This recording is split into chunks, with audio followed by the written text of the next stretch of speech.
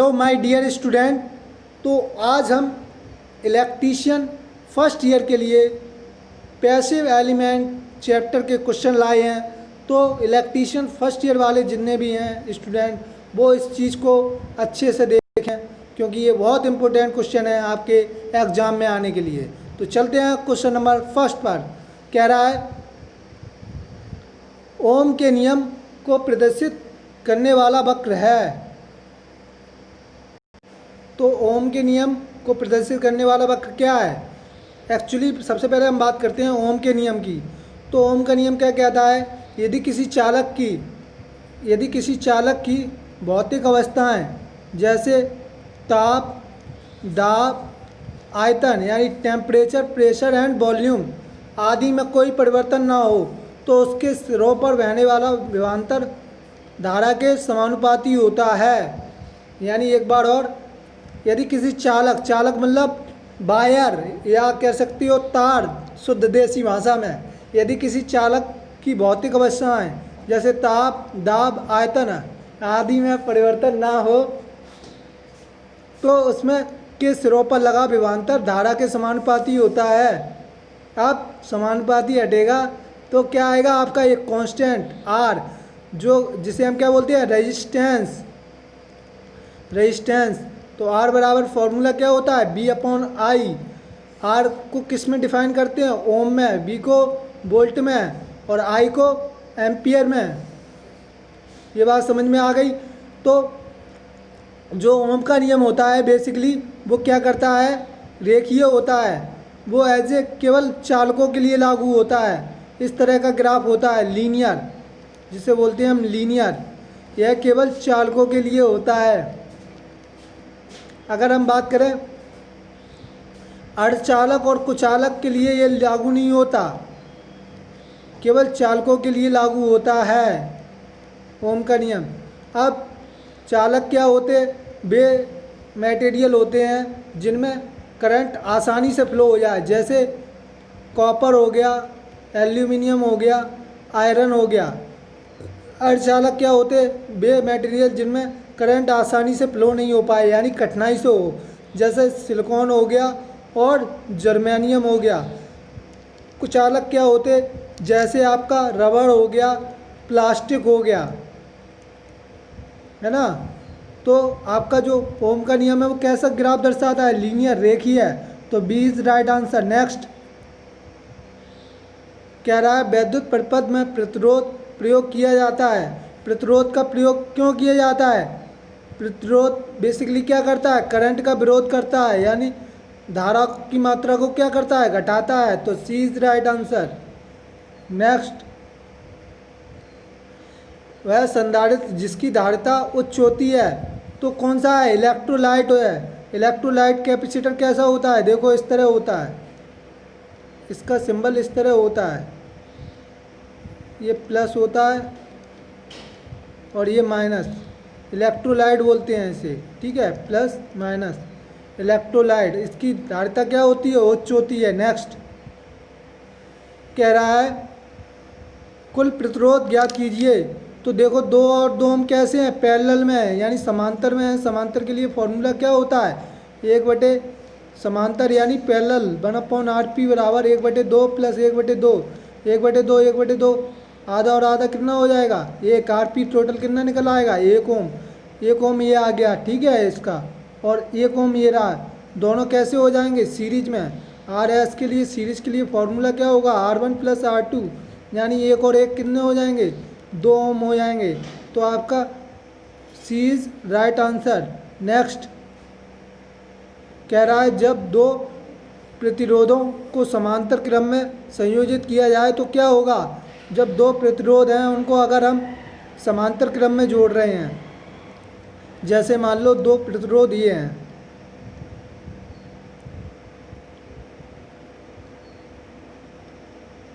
और ये, इनको हमने बैटरी से जोड़ दिया, प्लस माइनस, ये 2 ओम मान लिया, ये भी 2 ओम का है, ये भी 2 ओम का है, समांतर क्रम में जोड़ दिया इनको, ठीक है।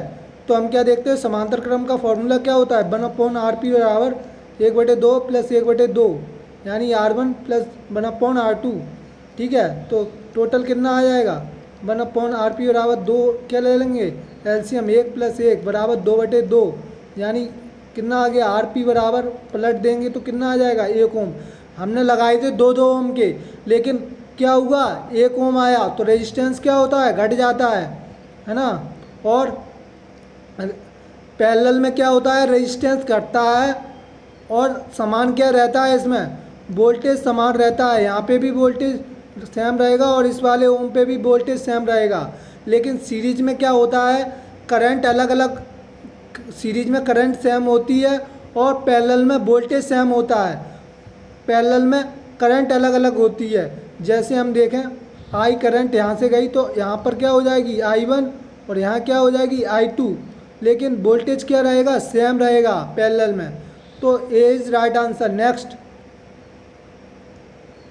व्हीटस्टोन ब्रिज का उपयोग किया जाता है अज्ञात प्रतिरोध को ज्ञात करने में किया जाता है। तो ए इज़ राइट आंसर। अगर हम बात करें मैक्सवेल और हेव ब्रिज, मैक्सवेल ब्रिज और हेव ब्रिज, इन दोनों का यूज बेसिकली प्रेरकत्व ज्ञात करने के लिए किया जाता है। प्रेरकत्व यानी इंडक्टेंस, इंग्लिश में बोलते हैं इंडक्टेंस। इंडक्टेंस इस तरह कुंडली रहती है एल, इसका मात्रक क्या होता है हेनरी। अगर हम बात करें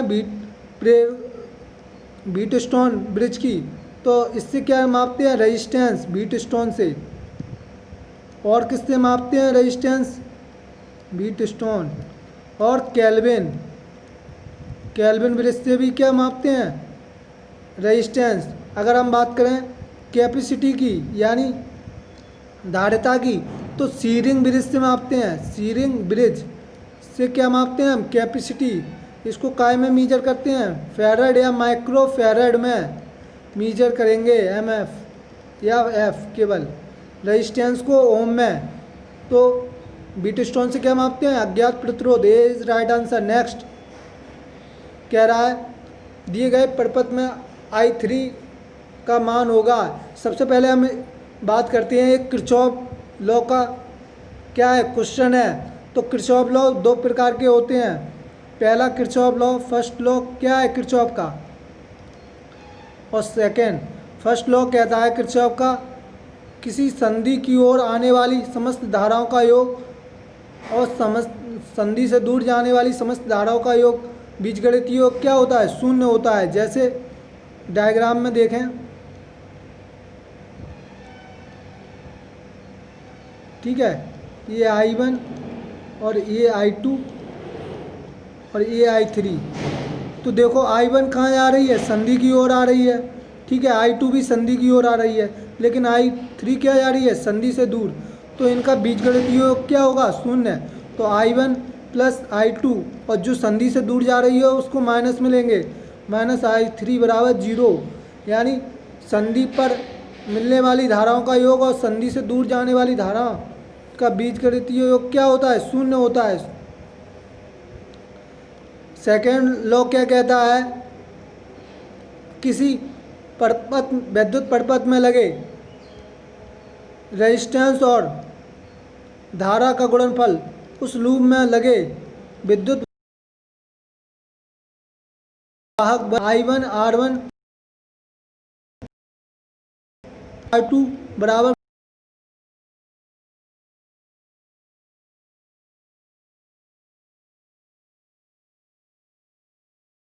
में प्रवाहित धारा का जो बीजगणितीय योग है उस लूप में लगे विद्युत वाहक बल के योग के बराबर होता है। यानी कहने का मतलब है IR = सिग्मा E।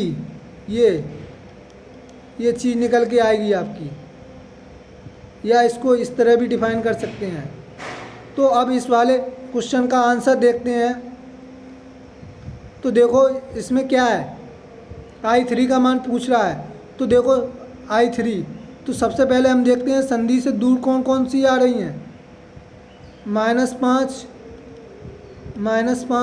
और संधि की ओर कौन कौन सी आ रही हैं, और एक कौन संधि से दूर कौन जा रही है -7 और संधि की ओर कौन कौन सी आ रही हैं +8 और +I3, संधि की ओर जो आ रही हैं उनको प्लस में लेंगे और संधि से दूर जा रही हैं उनको माइनस में लेंगे।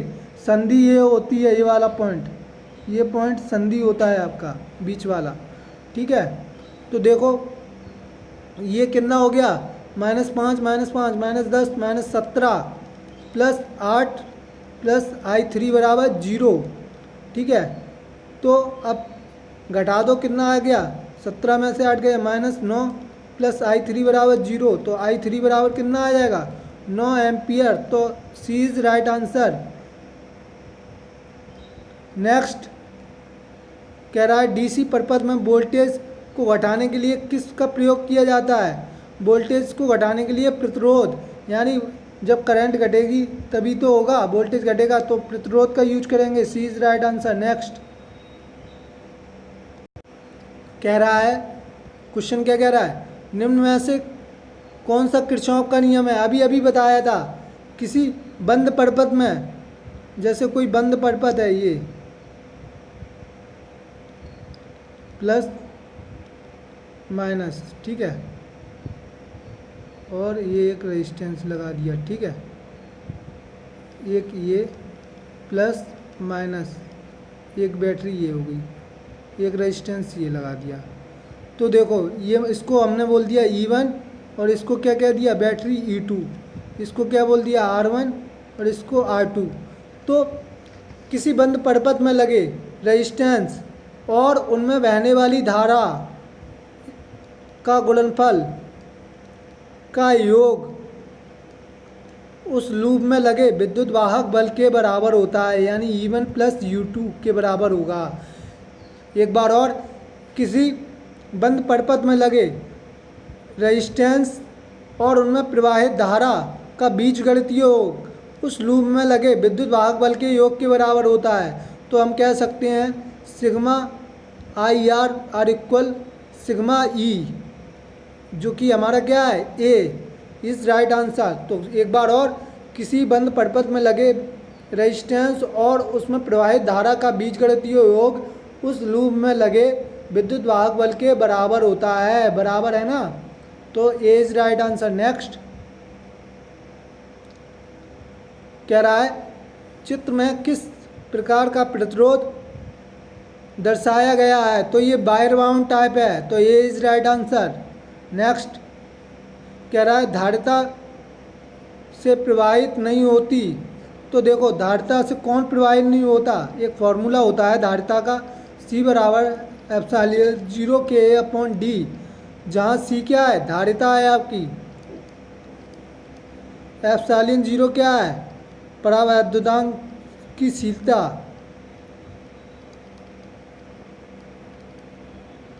परावैद्युतांकशीलता या बोलते हैं प्रावैद्युतशीलता, एक ही बात है। इसका मान होता है 8.85 × 10⁻12 और के क्या है, परावैद्युतांक पदार्थ यानी मटेरियल। वायु या निर्वात के लिए के का मान कितना होता है, परावैद्युतांक मटेरियल का मान क्या होता है वायु या निर्वात के लिए, 1। ये क्या है आपका, प्लेटों के बीच क्षेत्रफल। अगर कैपेसिटर है इसके बीच में क्या बड़ा रहेगा, परावैद्युतांक मटेरियल प्लस, और इस तरफ ये माइनस, ये बीच में क्या रहता है, परावैद्युतांक मटेरियल भरा रहता है, ठीक है, कैपेसिटर के बीच में। तो ये क्या है, ये अपना क्या है, क्षेत्रफल है, और डी क्या है, प्लेटों के बीच की दूरी। तो देखो अपना फॉर्मूले से क्या था कि C = ε0 K/d। तो इस पर भी निर्भर कर रहा है, इस पर भी, और इस पर भी, इस पर भी, लेकिन आवृत्ति पर निर्भर नहीं कर रही थी कैपेसिटी। कैपेसिटी किस पर नहीं निर्भर कर रही थी, आवृत्ति। तो आपका क्या होगा, D is right answer. Next कह रहा है, कार्बन प्रतिरोधकों को बनाने के लिए इनमें से कार्बन के किस रूप का प्रयोग किया जाता है। तो ग्रेफाइट का यूज किया जाता है कार्बन प्रतिरोध बनाने के में, तो सी इज़ राइट आंसर। नेक्स्ट कह रहा है, यदि दो आवेशों के बीच की दूरी आधी कर दी जाए और उसके मध्य लगा बल होता है। यदि हम बात करें आवेशों के मध्य की दूरी आदि करें तो ये कूलॉम का नियम क्या बोलता है? कूलॉम का नियम होता है F बराबर 1/4πε0 Q1 Q2 upon R square. Coulomb का नियम होता क्या है? किन्हीं दो विद्युत आवेशों के मध्य लगने वाला बल उन आवेशों के गुणनफल के समानुपाती और उनके बीच की दूरी के वर्ग के व्युत्क्रमानुपाती होता है। एक बार और, किन्हीं दो आवेशों के मध्य लगने वाला बल उन आवेशों के गुणनफल के कैसे समानुपाती और उसके बीच की दूरी के वर्ग के कैसे व्युत्क्रमानुपाती होता है। तो ये अपना फॉर्मूला निकल के आता है। अब वो कह रहा है कि बीच की दूरी क्या कर दिया है? आधी कर दिया है, तो बल कैसा होगा? तो बीच की दूरी साहब आधी कर देते हैं, यानी R/2 का क्या हो जाएगा? Whole square. तो जो निकल के आएगा अपने सामने कितना आएगा? R²/4। तो 4 कहाँ चला जाएगा? ऊपर। तो 4/R²। तो कितना होगा? 4 गुना होगा बल पहले की अपेक्षा। तो 4 गुना। सी इज राइट आंसर। नेक्स्ट कह रहा है किसी चालक में उपस्थित प्रतिरोध इनमें से किस पर निर्भर नहीं करता?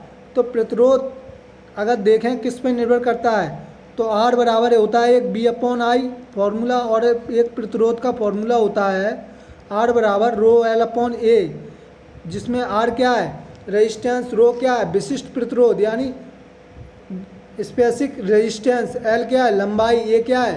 क्षेत्रफल, रो का मात्रक क्या होता है? विशिष्ट प्रतिरोध का मात्रक क्या होता है? विशिष्ट प्रतिरोध बोलते हैं इसे। ओम इंटू मीटर या ओम इंटू सेंटीमीटर। एल किस में मापेंगे? मीटर या सेंटीमीटर में। एरिया को किस में मापेंगे? मीटर स्क्वायर या सेंटीमीटर स्क्वायर। ठीक है, तो आप देखा रेजिस्टेंस किस पे? रो पे, एल पे, ए पे, तीनों पे डिपेंड कर रहा है। और रेजिस्टेंस टेम्परेचर पे भी डिपेंड करता है। कैसे? RT बराबर होता है formula R01 plus alpha T. तो T क्या होता है हमारा? टेम्परेचर। तो रेजिस्टेंस किस पे भी निर्भर करता है? टेम्परेचर पे भी। और कह रहा है पदार्थ की मात्रा पे भी निर्भर करता है रेजिस्टेंस, लेकिन विद्युत धारा की चाल पर निर्भर नहीं करता। तो ए इज राइट आंसर। विद्युत धारा की चाल पर निर्भर नहीं करेगा रेजिस्टेंस। नेक्स्ट कह रहा है डीसी की आवृत्ति होती है। तो डीसी की आवृत्ति क्या होती है? शून्य होती है। अगर डीसी की आवृत्ति देखें तो क्या होगी हमारी? डीसी की आवृत्ति शून्य होगी। डीसी की है ना, डीसी की फ्रिक्वेंसी FR फ्रिक्वेंसी, ठीक है, क्या होती है? शून्य। एसी की फ्रिक्वेंसी कितनी होती है? एसी की फ्रिक्वेंसी 50 हर्ट्ज। ठीक है, एसी डीसी में अंतर देखें तो ये एसी और ये डीसी, तो फर्स्ट अंतर तो यही है कि एसी की फ्रिक्वेंसी कितनी होती है? 50 हर्ट्ज। डीसी की कितनी होती है? 0 हर्ट्ज। एसी का डायग्राम कैसा होता है? इस तरह।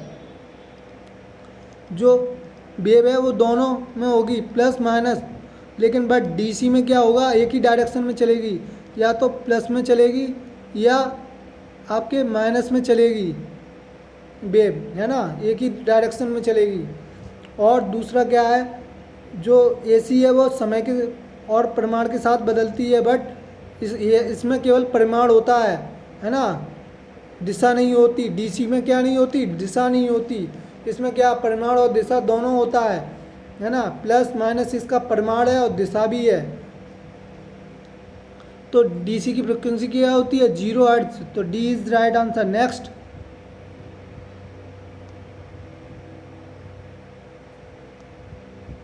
कह रहा है एक रेजिस्टिव लोड वोल्टेज वितरण होता है। वोल्टेज क्या होता है आपका? V बराबर IR। तो कौन सा ऑप्शन है? B is right answer. Next, तो आई होप आपको ये वीडियो समझ में आया होगा। तो वीडियो को लाइक, सब्सक्राइब और शेयर करना ना भूलें यार, इतनी मेहनत से बनाता हूँ, शेयर तो कर ही दिया करो यार भाई लोग। धन्यवाद।